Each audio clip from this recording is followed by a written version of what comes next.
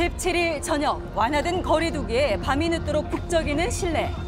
자, 그런데 12시가 되자 손님들이 하나같이 거리로 나왔습니다. 도대체 그 이유가 뭘까요?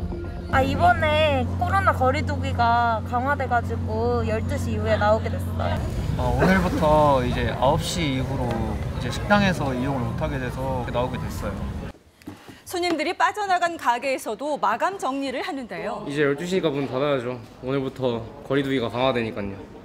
그 이후 18일 0시부터 내년 1월 2일까지 약 보름간 강화된 거리두기가 시행되기 때문입니다. 정부는 현재의 방역 상황을 매우 엄중하게 보고 좀 더 강력한 사회적 거리두기 강화 조치를 시행하고자 합니다. 확진자가 급증하며 하루 확진자 수가 2만 명까지 증가할 거라는 위기감 때문이라는데요. 자, 수도권 6인, 비수도권 8인까지 가능했던 사적 모임은 백신 접종자에 한해 4인까지 가능. 유흥시설, 식당, 카페 등은 이제 9시가 되면 영업을 종료해야 하고요. 또 학원, 영화관, 공연장 등은 10시까지 영업할 수 있습니다. 자, 강화된 거리두기에 대한 시민들의 생각은 과연 어떨까요? 코로나 환자가 자꾸 늘어나는 추세에서 몇 명까지 증가될 수 있다는 얘기를 하시는데 그 전에 거리두기를 한 게 잘하는 거라고 저는 생각합니다. 친구들이랑도 모임도 많이 잡혀 있었는데 그것도 전부 취소됐고 회사에서도 이제 송년회 다 전부 취소돼가지고 너무 이제 아쉬운 상황이죠. 일상 회복에 기대를 했던 만큼 실망의 목소리도 있죠. 자, 하지만 누구보다 이 상황에 막막한 사람들이 있습니다.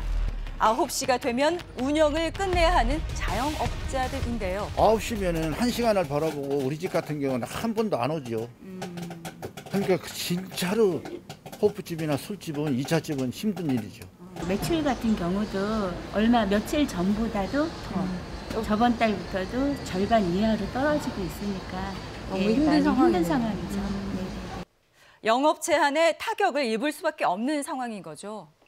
제한이 풀리고 나서는 확진자가 폭증하게 됐고 이제 인간적으로서는 이해를 하지만 뭐 각자 입장이 있는 거니까.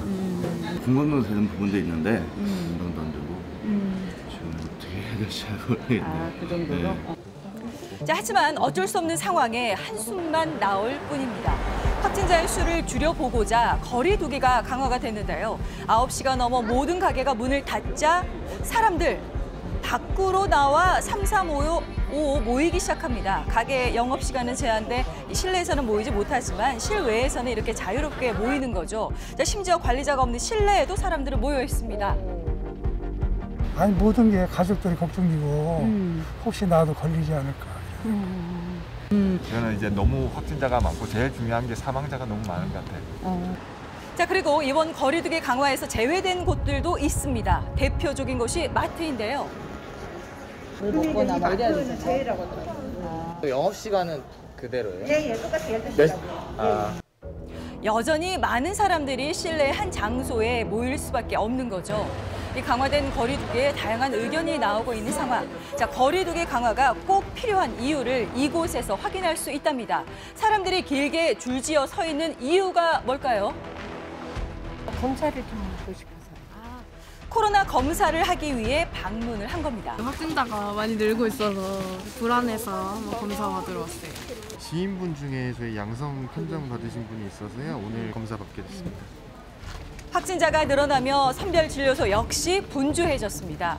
자, 이번 거리두기 강화 전문가는 어떻게 보고 있을까요? 전체 유행의 규모를 줄이기 위해서는 사회적 거리두기가 이제 굉장히 효과적인 방법이고 3차 백신 접종을 통해서 이제 대응을 해야 되는데 효과가 나타나는 데는 한 달 정도를 기다려야 되기 때문에 사회적 거리두기를 유지하면서 지켜봐야 되는 상황이라고 봅니다.